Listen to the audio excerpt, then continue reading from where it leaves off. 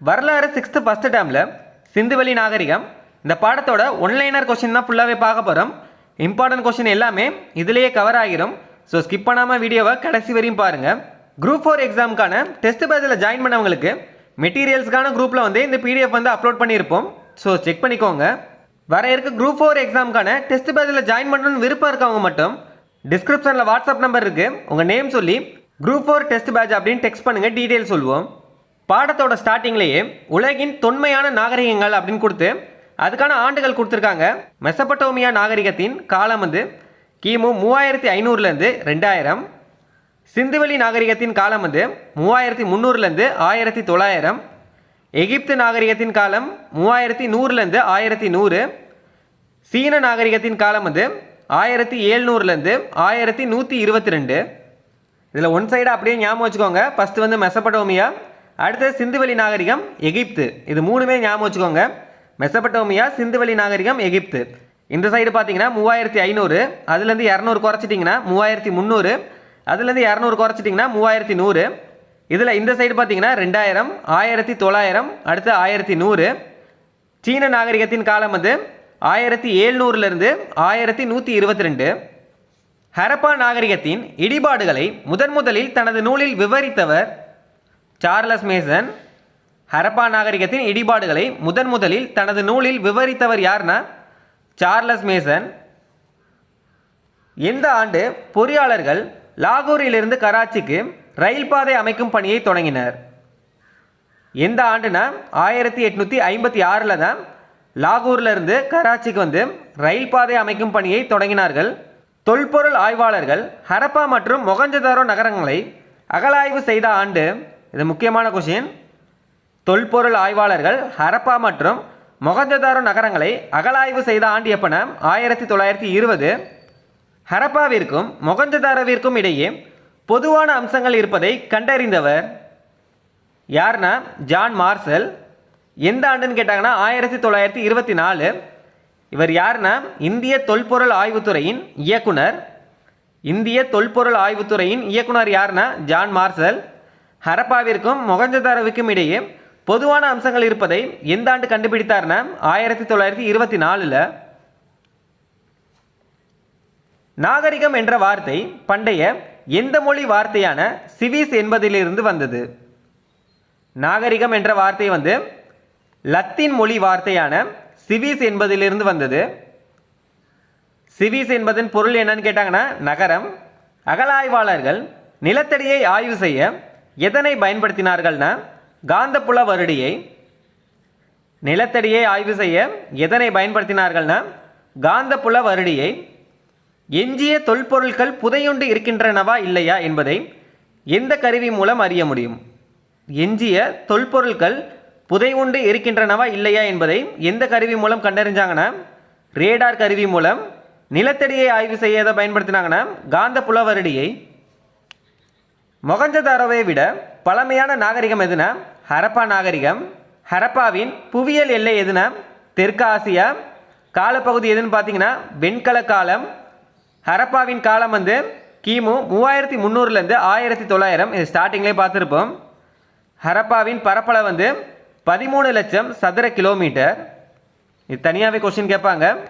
ஹரப்பாவின் பரப்பளவு வந்து 13 லட்சம் சதுர கிலோமீட்டர். காலம் வந்து 3300லேருந்து 1900. ஹரப்பாவில் எத்தனை பெரிய நகரங்கள் மற்றும் எத்தனை கிராமங்கள் இருந்தன? எத்தனை பெரிய நகரங்கள் இருந்ததுன்னா 6. எத்தனை கிராமங்கள் இருந்துச்சுன்னா 200க்கும் மேற்பட்ட கிராமங்கள். இந்திய தொல்லியல் துறையை நிறுவியவர் மற்றும் ஆண்டு? இந்திய தொல்லியல் துறையை நிறுவியவர் யார்னா அலெக்சாண்டர் கன்னிங்ஹாம். இது ரொம்ப முக்கியமான கொஸ்டின். எந்த ஆண்டு நிறுவினார்னா 1861. இவர் யாருன்னா நில அளவையாளர்.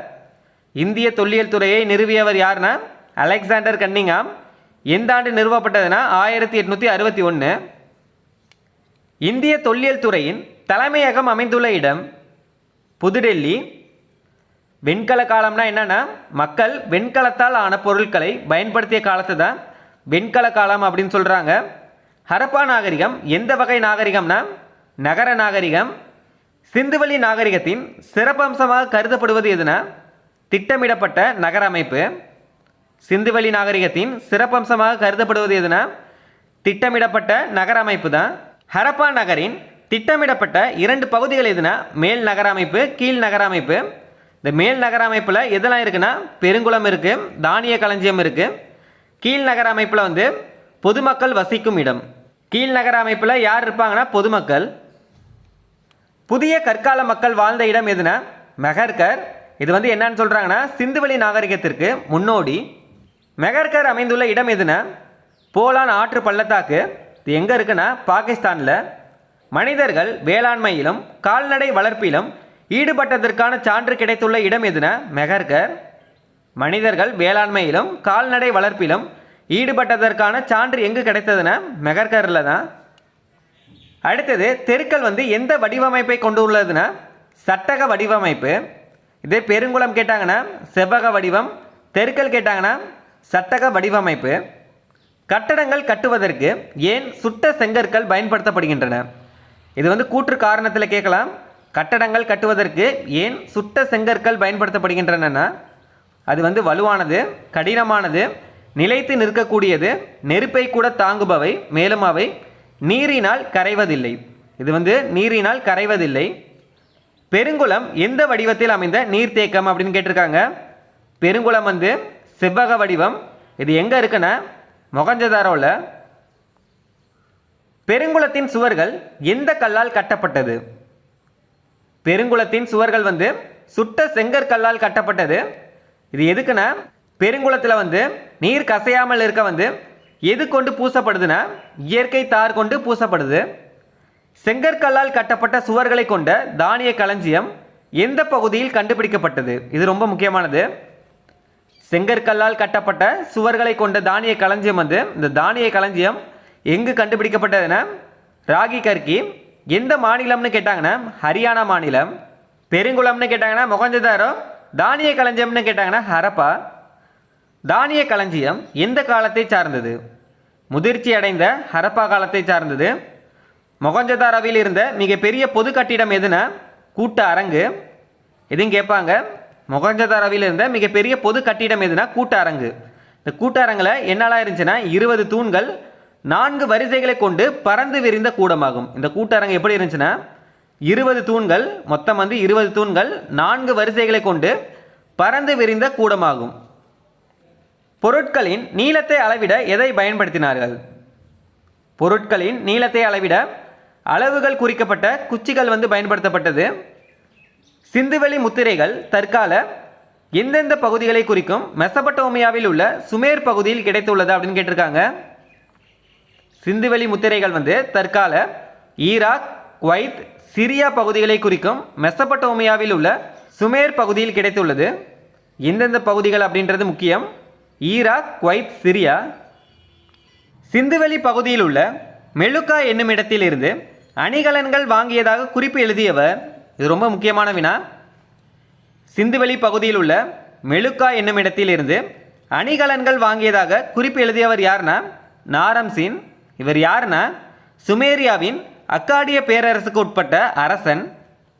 நாரம்சின் யாருன்னா சுமேரியாவின் அக்காடிய பேரரசுக்கு உட்பட்ட அரசன். போக்குவரத்திற்கு எதனை பயன்படுத்தினார்கள்னா காளைகளை. எந்த வடிவ முத்திரைகள் சிந்துவெளி பகுதியில் காணப்பட்டதுன்னா உருளை வடிவ முத்திரைகள். இதெல்லாம் முக்கியமானது. எந்த வடிவ முத்திரைகள் சிந்துவெளி பகுதியில் காணப்பட்டதுன்னா உருளை வடிவ முத்திரைகள். கப்பல் கட்டுதல் மற்றும் செப்பனிடும் தளம் கண்டறியப்பட்ட இடம் எதுனா லோத்தல். இது எங்கே இருக்குன்னா குஜராத்தில். இதெல்லாம் பொறுத்துகையில் கேட்பாங்க. கப்பல் கட்டும் தளம் எதுனா லோத்தல். இது எங்கே இருக்குன்னா குஜராத்தில். லோத்தல் என்னும் இடம் எந்த ஆற்றின் துணை ஆற்றின் கரையில் உள்ளது? எந்த ஆறுனா சபர்மதி ஆற்றின் துணை ஆற்றின் கரையில் உள்ளது. லோத்தல் வந்து எங்கே இருக்குன்னா சபர்மதி ஆற்றின் துணை ஆற்றின் கரையில் உள்ளது. அமர்ந்த நிலையில் உள்ள ஒரு ஆண் சிலை கண்டறியப்பட்ட இடம் எதுனா மொகஞ்சதாரோ. அமர்ந்த நிலையில் உள்ள ஒரு ஆண் சிலை வந்து கண்டறியப்பட்ட இடம் எதுனா மொகஞ்சதாரோ. குஜராத் மாநிலத்தில் உள்ள லோத்தலில் கண்டுபிடிக்கப்பட்ட தந்தத்தினாலான அளவுகோல் எத்தனை மில்லிமீட்டர் வரை சிறிய அளவீடுகளை கொண்டுள்ளது? இது ரொம்ப முக்கியமான வினா. இதே நிறைய கொஸ்டினாக கேட்பாங்க. எதனாலான அளவுகோல்னா தந்தத்தினாலான அளவுகோல். எந்த மாநிலம்னா குஜராத் மாநிலம். எத்தனை மில்லிமீட்டர் வரை சிறிய அளவீடுகளை கொண்டுள்ளதுன்னா 1704 மில்லிமீட்டர் வரை. இது ரொம்ப முக்கியமான வினா. இது 3 பாயிண்ட்டுமே நோட் பண்ணிக்கோங்க. எத்தனை மில்லிமீட்டர் வரை சிறிய அளவீடுகளை கொண்டுள்ளதுன்னா 1704 மில்லிமீட்டர். எதனால் ஆனதுன்னா தந்தத்தினால் ஆனது. தந்தம். மனிதர்களால் முதலில் கண்டுபிடிக்கப்பட்ட மற்றும் உபயோகப்படுத்தப்பட்ட உலோகம் எதுனா செம்பு. வெண்கலத்தால் ஆன நடனமாது சிலை, அதாவது பெண் சிலை கண்டறியப்பட்ட இடம் எதுனா மொகஞ்சதாரோ. ஆண் சிலையும் பெண் சிலையும் ரெண்டுமே மொகஞ்சதாரோவில் தான் கண்டுபிடிக்கப்பட்டது. முதலில் இந்த சிலையை நான் பார்த்த பொழுது இது வரலாற்றிற்கு முந்தைய காலத்தில் உருவாக்க முறையை சார்ந்தது என்று நம்புவதற்கு கடினமாக இருந்தது என கூறியவர். இந்த கூற்றை சொன்னது யாருன்னா சர் ஜான் மார்ஷல். இந்த சிலையை பார்த்து ஏறத்தாழ 3000 ஆண்டுகளுக்கு முற்பட்டதாக இருக்கலாம் அப்படின்னு சொல்லியிருக்காரு. யார் சொன்னார்னா ஜான் மார்ஷல். கேவிடி வளாகம் அப்படின்னா என்னென்னா கொற்கை வஞ்சி தொண்டி இதுதான் சொல்லுவாங்க. கேவிடி வளாகம் என்பது என்னென்னா கொற்கை வஞ்சி தொண்டி. அடுத்தது தமிழ் சொற்களை கொண்டு எந்தெந்த நாடுகளில் பயன்படுத்தியிருக்காங்க அப்படின்றது தான் பார்க்க போகிறோம். ஃபஸ்ட்டு பாகிஸ்தானில் தமிழ் சொற்களை கொண்டு எந்தெந்த இடங்கள் இருக்குன்னா கொற்கை வஞ்சி தொண்டி மதுரை உரை கூடல்கர் இந்த இடங்கள்லாம் பாகிஸ்தானில் இருக்குது. ஆப்கானிஸ்தானில் கொற்கை பூம்புகார் போன்ற சங்ககால நகரங்கள் மற்றும் துறைமுகங்களின் பெயர்களுடன் கூடிய இடங்கள் உள்ளது. ஆப்கானிஸ்தானில் உள்ள ஆறுகள் என்னன்னு பார்த்தீங்கன்னா காவிரி, பொருன்ஸ் இதெல்லாம் முக்கியமானது. அடுத்தது பாகிஸ்தானில் இருக்க ஆறு என்னென்னா காவிரி, வாலா, பொருணை. சிந்துவெளி மக்களுக்கு எதன் பயன் பற்றி தெரியாது? இரும்பின் பயன் தெரியாது. அதே மாதிரியே எந்த விலங்கு பற்றி தெரியாதுன்னா குதிரை பற்றி தெரியாது. சிந்துவெளி மக்கள் ஆபரணம் செய்ய பயன்படுத்தியது எதுனா சிவப்பு நிற மணிக்கற்கள். சிந்து சமவெளி மக்களுக்கிடையே இருந்த வழிபாடு என்னன்னா தாய் தெய்வ வழிபாடு. ஹரப்பா நாகரிகம் சரிய தொடங்கிய ஆண்டு எப்பனா கிமு 1900, அதாவது போஆமு 1900. இது ரொம்ப முக்கியமானது. ஹரப்பா நாகரிகம் சரிய தொடங்கிய ஆண்டு எப்பனா 1900. முதல் எழுத்து வடிவத்தை உருவாக்கியவர்கள் சுமேரியர்கள். இந்த வீடியோவில் பார்க்குற எல்லா கொஷினுமே முக்கியமானது தான், நோட் பண்ணிக்கோங்க. முதல் எழுத்து வடிவத்தை உருவாக்கியவர்கள் யாருன்னா சுமேரியர்கள். மொகஞ்சதாரோவில் தொல்பொருள் ஆராய்ச்சி நடைபெறும் இடம் உலக பாரம்பரிய தலமாக எந்த அமைப்பால் தேர்ந்தெடுக்கப்பட்டுள்ளது? மொகஞ்சதாரோவில் தொல்பொருள் ஆராய்ச்சி நடைபெறும் இடத்தை உலக பாரம்பரிய தலமாக எந்த அமைப்பால் தேர்ந்தெடுக்கப்பட்டுள்ளதுன்னா யுனெஸ்கோ. ஒரு பொருளின் வயதை அறிய பயன்படும் முறை கதிரியக்க கார்பன் முறை அல்லது கார்பன் 14 அப்படின்னு சொல்கிறாங்க. எந்த பகுதியில் காணப்படுகின்ற பெருங்குளமே உலகின் முதலில் கட்டப்பட்ட பொதுக்குளமாகும்?